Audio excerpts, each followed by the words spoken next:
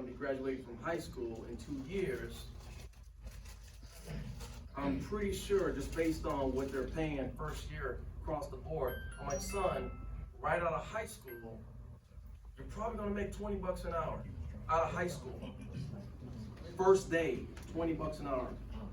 So I know you listen to your moms. Anyway. But anyway, he's going to make 20 bucks an hour at probably whatever trade.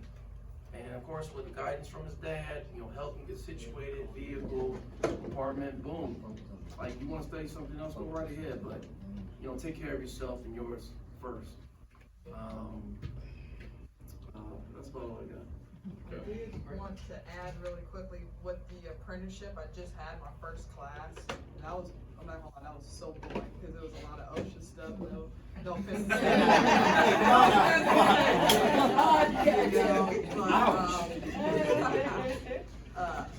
With that, I thought what was really cool, I know for us, as far as if we get, since I'm a student now, so, we're able to get discounts on things, what I'm saying? So that's also helpful with that, what I'm saying? Being a student, you're also able to take part in certain different discounts. And also, even though, all right, we top out at 30-something, like, that's just the beginning of, where you could always grow and build more off of that, So with our classes, you can take additional things as far as rigging, and, we have Intel coming up here, and that is one certification that you're going to need to work about Intel. That's what I've been told. So at the end of the day, it's like you're just making yourself more valuable the more you commit yourself and to the apprenticeship.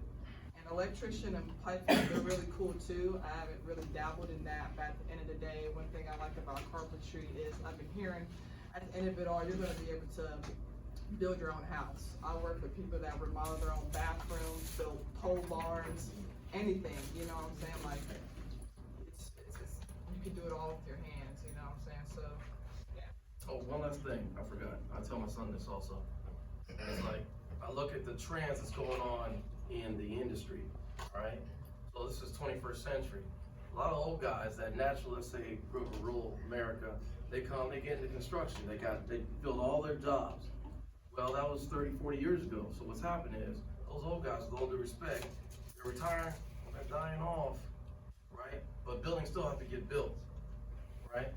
And I'm just gonna be real with you, I'm sorry, but a lot of people aren't exactly rushing to the front of the line to do this type of work where you're lifting, you're working, hopefully have a good work ethic to get jobs done on the site.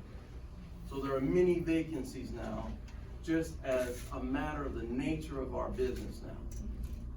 That old generation is not able to work anymore. And the new generation, well, they got other things that they want to do, right? So it takes a little willingness, a little grit, a little hard work to fill those vacancies. So once you get to the job, I'm telling you, just represent, you'll be fine. Definitely. It's like regardless of whatever field you come in, like how you represent yourself, one thing that's been helping me so far is only thing I have is my name and my word.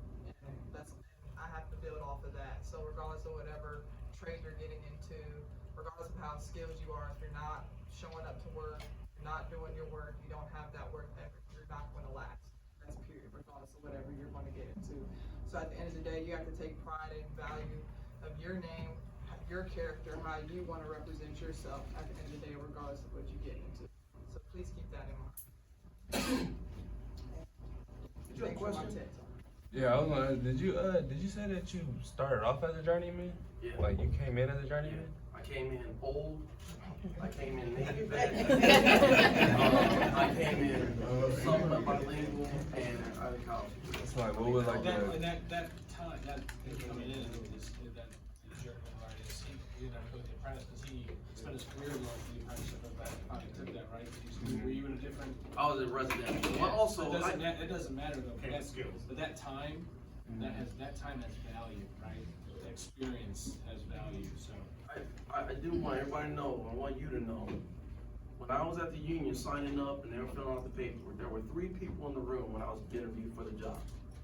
Out of 3 people, only one said, this guy's not ready to be a journeyman. That guy was me. They're like, no, you think you'll be good. I'm like, okay, okay. Anything else? Any questions?